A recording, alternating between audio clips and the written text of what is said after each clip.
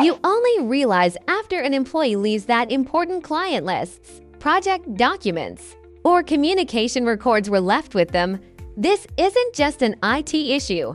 It's a direct threat to business continuity. Before taking legal action, there's a crucial legal step that can help you recover your data. If the data is stored in a company-managed cloud account or device, it remains company property. The challenge lies in how to securely and legally recover this data without using the former employee's personal credentials. Therefore, I recommend a data recovery tool. Use Gbyte and your company's cloud administrator.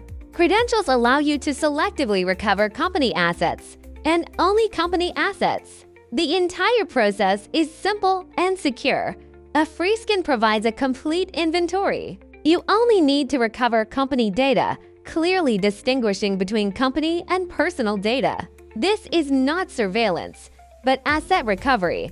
It enables a controlled, internal solution, avoiding costly legal battles and maintaining business relationships. For business managers, the risks and requirements are different. Protect your organization's digital assets with the right tools and protocols.